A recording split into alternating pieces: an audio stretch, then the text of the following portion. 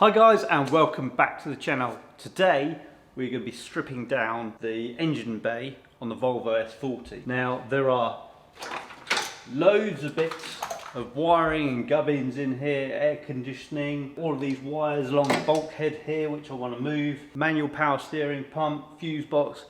All of this is kind of all over the place in here, and I really want to clean this engine bay up before I put the new engine in. I want to take off this sound deadening on the firewall because that's soaked in oil and is just asking to go up in flames. So all that's got to come off, and then I'm going to be steam cleaning the engine bay, getting it ready, give it a good once over, maybe a splash of paint, and then drop the new engine in. And once I've done inside the engine bay, what I want to do is strip out the dash, take that out because I've got a new black dash ready to go in.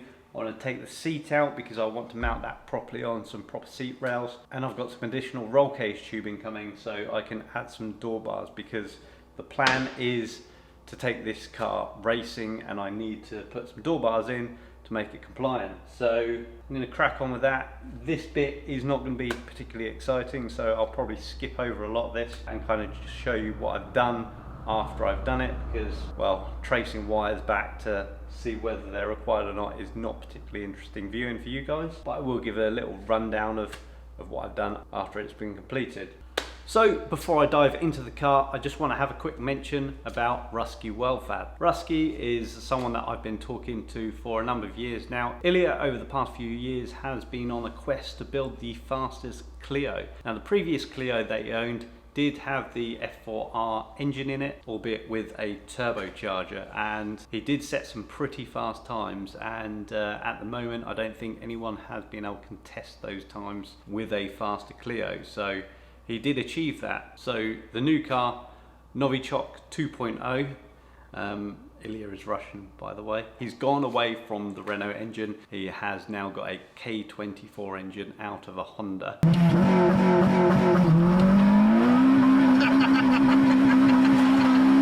He's done a lot of work to this one, ridiculously light. It's going to be even more powerful. It's got a full sequential gearbox, and if you don't already follow his channel, you really should, because there is so much on there. He does a lot of composite work, which is hugely educational and very interesting, and I think it's got a lot of guys in the past couple of years very interested in doing composite work. I will get into it one day, but at the moment I've got plenty of other work to get on with first. So in the description of this video, Rusky Wellfab, I will leave a link to both his YouTube channel and to his shop page where you can buy these t-shirts, you can buy hoodies, window latch kits, carbon fiber splitter tunnels, keyrings, air fresheners, loads of stuff on there, and it all goes to the cause of building the next fastest Clio. So definitely go on there, subscribe to him now if you haven't already done so, and drop a comment in his latest video to say that I sent you there. Right, let's crack on with this. So, about an hour and a bit later, we've got quite a lot out of the engine bay now. One thing that I don't like about these cars is the loom seems to go everywhere. This part of the loom went all on the back of the bulkhead here there's a brake level sensor in there, which I'm not running at the moment because there's no light on the dash anymore because I've changed the dash. That connected down to the fuse box, which runs all the way around here for the lights, and it goes underneath here for the rad, goes underneath this bar here to this side of the light and the ABS module. Then that goes into the wing, up over the wing, and then into the car over there. So it actually loops all the way round the engine bay, and I don't actually want a majority of this loom anymore because I'm going to be running a new ECU on this, and I want to start from scratch with the engine loom. So the loom on the engine will be all brand new connectors, because everything in there was covered in oil, and this loom now is around about 22 years old, so the wires and connectors are well past their best, and it's probably time to replace them. This is the pile of crap that's gonna make its way into the skip. There's power steering pump in there, I had a power steering cooler, and this is all the air conditioning stuff. There was actually no gas in here at all. I was gonna go take it down the road. It must have had a leak anyway, which is probably why it wasn't working. This is where the air conditioning goes in, so there's a bit more stuff on the other side of the dash which I can get rid of, which will save a bit more weight. Oh, one last thing, ABS pump The car isn't running ABS. It hasn't done for probably the last 12 years or so. It cut out during a ring trip because it went around carousel, compressed, tyre rubbed on the loom, and ABS stopped working since then. I have fixed that, but I've never reconnected it, and I've just run without ABS anyway. Doesn't particularly need it, but because I'm intending on racing this, ABS might be something worth having in the future, so that is staying in there. I'm not getting rid of the ABS bump. Ultimately would be looking at putting a bias pedal box like I have on the S4, but yeah, don't want to go that far on this car just yet. Just want to get the thing running as soon as possible so I can hopefully take it racing. That's the plan. Anyway, I'm gonna go get some kit. Catch up with you tomorrow.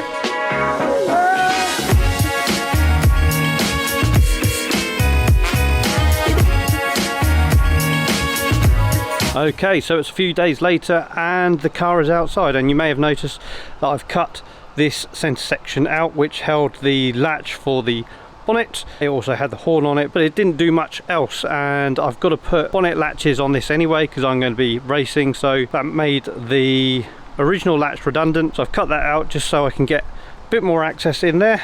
What I will end up doing is I'll make an aluminium bar to go across here because that's where I want the intercooler to come in and sit back slightly higher and further back. I'm going to be cleaning the engine bay because it is absolutely filthy. You can see where it's had CVs go in the past, and I've just not been able to get in there to clean it up. And where I've had issues with crankcase pressure, everything is greasy, so I'm going to be giving it a bit of a pressure wash, but I'm going to be using this absolute ripper of a machine. So Connor Eilert, who you've seen in quite a few of my videos, he actually works for Karcher Trafalgar. Now they have very kindly let me borrow this. It's an absolute beast of a machine. Goes up to 155 degrees, so obviously produces steam. So I'll be steam cleaning the engine bay. The heater runs off of diesel, but the pressure is still provided by 240 volts. Kind of looking forward to getting this thing cleaned up. I've got a little snow foam lance, so I'll get some detergent on there and help it do its thing. But I've obviously got the forklift here. I'm going to lift the car up as well and try and jet wash the underside, or steam clean the underside as well, because there's a lot of oil on the underside of the car. Going to crack on with this whilst it's not pissing down with rain, so wish me luck.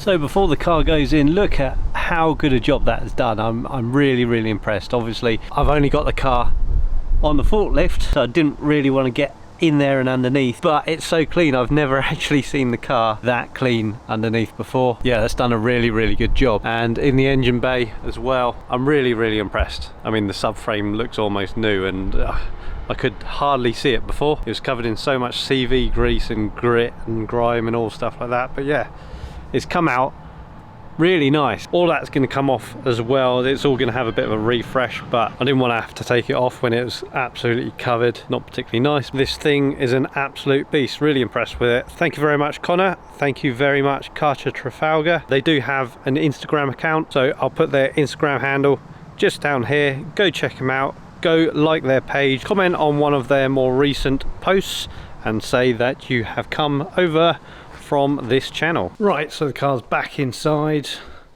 and next thing to do is start taking out what very little interior this has. So this is coming out, so we've got a nice black dash going in there. Get rid of the beige. Seats gonna have to come out just to make some space. I am gonna put some proper seat rails on that seat because it's on some runners at the minute and it's quite flexible. This one's coming out because I've got the water injection pump underneath there, and I need to get to all of the gubbins behind this dash as well, like the air conditioning condenser and things like that. I think I mentioned before I'm going to be replacing this ECU in here, the Speeduino. I've got max ECU race to go in there, and I've also ended up buying today a ECU Master PDU, so it's going to simplify a lot of this wiring. I will probably end up rewiring most of the car. That means this huge rat's nest of a bag of wires is all going to be coming out all around there, and I'll probably get rid of the loom which goes over the top of this wheel as well, because none of that is going to be required. Lots to do, so I best crack on.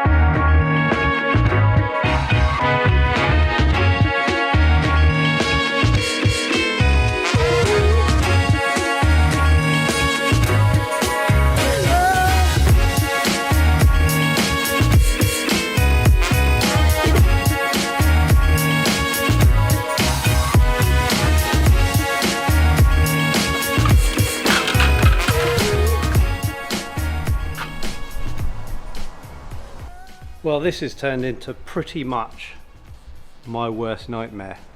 Look at that. You know, sometimes you wish you hadn't started. Well, that pretty much. But if you think about it, 90% of this probably doesn't have to go back in. So this is all going to get ripped out, and I'm going to wire up from scratch, I think. So with this absolute nightmare behind me, I'm going to end the video. But before I go, remember, head over to Rusky Wellfab, and thank you very much, Karcher Trafalgar, for lending me this amazing steam cleaner. Really, really helpful. I'm so impressed with how well it cleaned the underside of this car especially. It looks like a completely different car. Can't get over how much of a difference that has made. So guys, remember, show them some support and follow them on their Instagram page. If you've liked this video, please hit the like button, subscribe if you haven't already done so, and if you've got any questions, drop them down in the comments below, and I will see you guys next time. Cheers. Well, that escalated quickly.